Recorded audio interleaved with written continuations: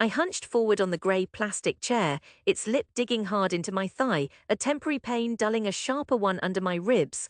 Automedia's design office shimmered with tired fluorescent buzz. Afternoon light wormed in through wet, streaked windows, but the tiny aggravations of work life faded beneath the bright wound of humiliation. From his glass office, Professor Mendes eyed me, rapped on the pane. Always slightly disheveled, bulky in his suit, he called, "Lucas, where's the Sao Jose dashboard?"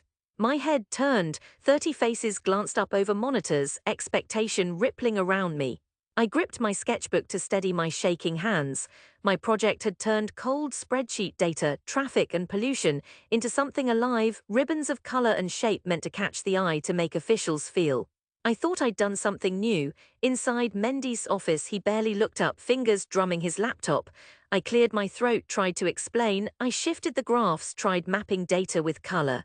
Gradients showing where the stress spikes. I didn't finish. He waved me off, snatching my sketchbook, flipping through with irritation. This isn't what I asked for. Pie charts, Lucas, deliverables not. Wall paintings for children. He barked a short laugh and swung his hand to the open plan office. Colleagues, do Lucas's rainbows solve Sao Jose's problems? Laughter, one generous, mostly not, rippled through the rows. Even Raphael in HR hid a smirk behind his drink. We don't run a gallery, Lucas. Either give what's asked or find people who want your hobby. He glanced at me for dismissal. My face burned, every titter branded me. I set my jaw and gathered my things, fighting to keep my features still. Outside, rain thickened, smearing the city into grey streaks against the glass. I slung my red backpack over one shoulder.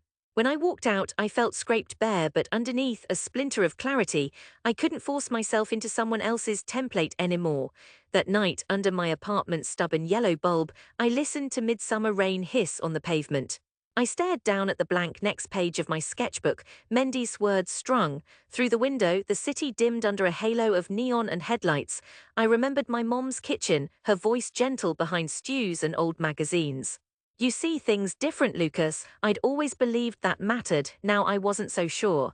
With the year turning grey, I ended up back at my family's apartment in Cajuru, sitting at the kitchen's plastic table. My uncles, both bus drivers, bellowed football jokes. Bianca, my cousin from the call center, smirked over her mate. "You still doing those color things?" Bianca teased. "Next Van Gogh, huh?" A snicker bounced between them.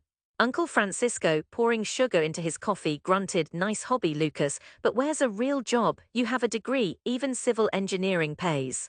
My mom dried her hands on her apron, eyes slipping sideways, unsure how to defend me anymore. She listened when I tried. "It's not just pictures, it's making data." Felt, maybe if people saw it they'd care, do something. Francisco shrugged. "People want numbers, not art with their bills." Bianca grinned. "Lucas, the graph king." I tried to laugh with them, but it strung. Their jokes pressed on old bruises. Months passed. I took temp jobs, canvassing, entering rental stats for a small firm. My money ran out in slow leaks, bills, rent, food. Winter breezes cut through me as I walked the green line home. Yet something pulled me back to my sketchbook every night, past rejections, failures, tired jokes slowly hardening into resolve. I sensed my idea, one way to see the world, wasn't just stubbornness. It was needed if only I could break through. When desperation set in, I felt it plain. My shoes wore thin from pavement, job boards stabbed hope out of me. Evenings I paced fogged bus stops and chilly corners, feeling the weight of invisible dreams. That was where Amanda found me, standing in a half-lit shelter, rain spattering around us. She noticed my sketchbook. "Votkia di Senha?" she asked, her scarf bright as spring. I nodded and showed a swirling map, rivers of data, blue and green currents revealing pollution where no one noticed. She worked for a local association tired of unread reports on illegal dumping. "Can you draw for us? Make people see, not just read." I plunged in, mapping rubbish trails, showing pollution's path from dump to dinner table. Amanda presented my work at City Council. For a moment the officials just blinked, confused by my colors. Then one traced a red flow. "That goes by Parco." The shape, not a number, finally cracked the bureaucracy's glaze. That tiny shift opened doors. A transport group asked me to map wheelchair access on bus lines. Mothers wanted school traffic mapped by color, not charts. My work barely paid, just enough for a small rented room and electric bills, but I kept going. Each commission shored up the idea I could make a tiny dent, that I was more than a faded inside joke. One day an email subject flashed, MOSDRA23 Art Plus Dardos. At first, I thought it was spam. The Oscar Niemeyer Museum wanted my river project for a real art installation.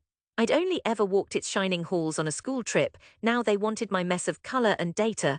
I spent months assembling Rios-esque Cedos. With Amanda's help, we projection mapped a river across a whole room. Data, pollution, voices all surging in colored lines beneath museum lights. You could walk the currents, feel the city's ignored corners on your skin. On opening night, crowds slid quietly through the light. Amanda squeezed my hand. I expected empty rooms, more laughs in the dark, but the opposite. People came, curious, quietly awed, pointing and murmuring. News stories followed.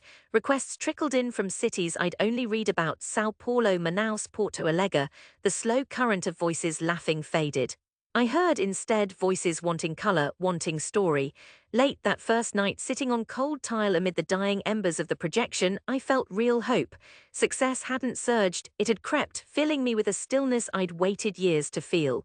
Still, nothing strung or stunned so much as coming home 2 years later to present in Cajuru. That morning I rode the 550 bus, jacket pressed and new, trembling with nervous sweat. My family's kitchen buzzed with the smell of beans. Mom fretted with my shirt collar, Uncle Francisco hunched with his paper, and Bianca's phone glued to her ear. She paused, caught my eye. "You nervous?" I shrugged. "Some since. You know."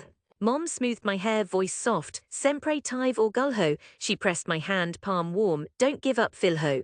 We walked to the community center, the hall filled, folding chairs crowded together. My work projected across a whole wall, Cajuru's own streets pulsing, playgrounds, rivers, trouble spots, and hope mapped in impossible color. Taking the small stage, my knees shook. "I grew up here," I said. "Where dreaming was a little loud, a little dangerous. I dreamed in color and wanted you to see what our home feels like, not just what numbers say." Shapes, streams, and tiny stories danced strong behind me. I paused. The crowd leaned in, children whispering, parents searching out their own blocks.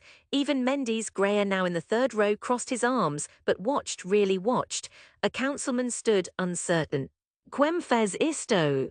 Amanda called from the back, "Lucas, our data artist." The room buzzed, a subtle shift from skepticism to quiet pride. People whispered.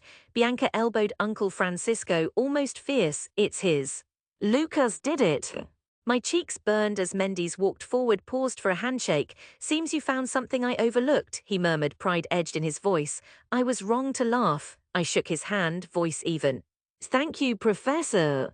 Uncle Francisco was gruff as ever but softer. "You did good, Menino." He clapped my back, glancing away. Applause burst across the hall. Children flooded up, wanting to paint their own streets with my map colors. Bianca grinned, wide open. "No more coloring king jokes, cousin," she said, arms tight around me. That night my family and I walked the blooming streets home. Mom kept close. The city flickered blue and gold, lights, rain, a breath of jacaranda riding the wind. She asked, "Still dreaming, Filho?" I looked back at the colors, the city shimmering ahead, the memory of rain on stone. "Always me," I told her. "But now I dream out loud." Finally, I wasn't fighting for my dreams, but living them, coloring the city that had once dismissed me, making something quiet but real. My color, once a joke, had finally become language, language enough to bring home something worth believing in.